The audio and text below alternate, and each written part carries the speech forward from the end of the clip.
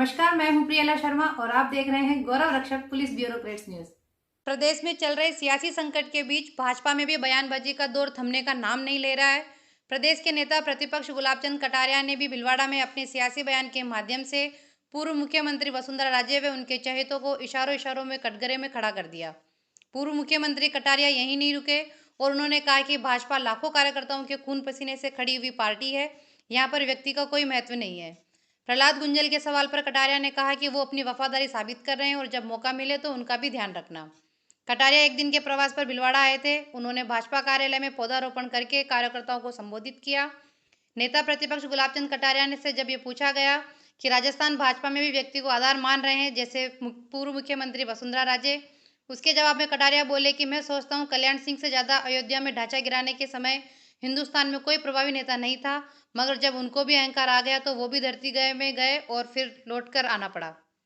नेता प्रतिपक्ष गुलाबचंद कटारिया ने मुख्यमंत्री अशोक गहलोत पर भी वार करते हुए कहा कि वे पिछले 16 महीनों से मुख्यमंत्री कार्यालय नहीं गए हैं और रोज वैक्सीन पर केंद्र सरकार के खिलाफ बयान दे देते हैं।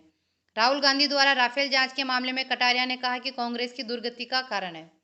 भीलवाड़ा से हमारे संवाददाता गोविंद पाइक की रिपोर्ट। सर, राजस्थान में सर व्यक्तित्व को आधार बनाएगा जो वोट खाएगा, अभी आपने कहा था, जबकि राजस्थान में भी भाजपा में कोई व्यक्ति को आधार बना रहे हैं जैसे पूर्व मुख्यमंत्री। ऐसा है कि हमारे यहाँ जिस भी कलाकार ने अपने आप को आधार बनाया वो सब धरती पे गए।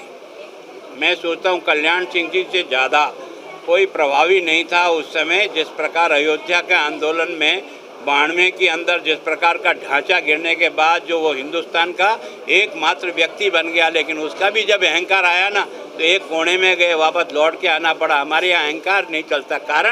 कारण गुलाबचंद कटारिया के कारण से बीजेपी नहीं चलती है। लाखों कार्यकर्ताओं के खून पसीने से सींची हुई ये पार्टी है, किसी परिवार की पार्टी नहीं है। और इस कारण से कोई भी ये सोचता है ना तो गलत सोचता है।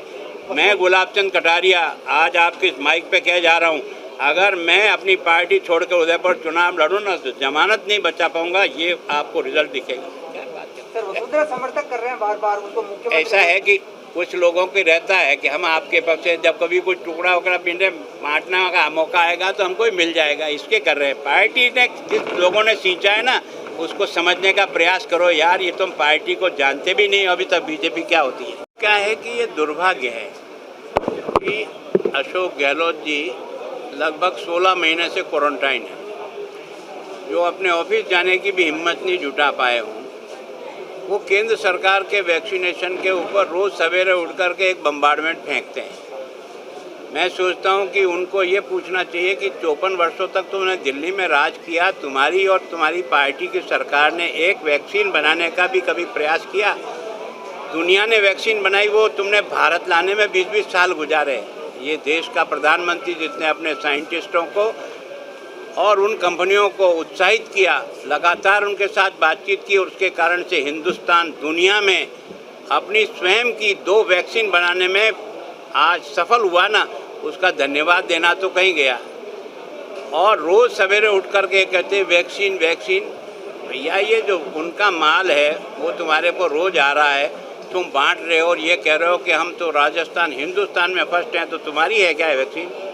और हमें वैक्सीन नहीं मिल रहा, जैसे कोई वहाँ कमा के छोड़ के आए होंगे जो आप उधरत खाते में ले रहे हो, वो आपको फ्री दे रहा है। इसके बारे में धन्यवाद करना चाहिए और अपनी मांग रखना चाहिए, ये भी समझ में आता है। सेना मजबूत करने का काम किया जा रहा है, जबकि राहुल गांधी राफेल को लेकर जेपीसी जांच की मांग कर रहे हैं। ये तो दुर्भाग्य कांग्रेस की दुर्गति का कारण इसी प्रकार की बातचीतें करना है। नेहरू जी ने 38,000 किलोमीटर सड़क मतलब हमने ज़मीन हार गए 62 में, लेकिन हमने नेहरू जी की आलोचना नहीं की। उस समय देश पे संकट था, नेहरू के साथ खड़े रहे।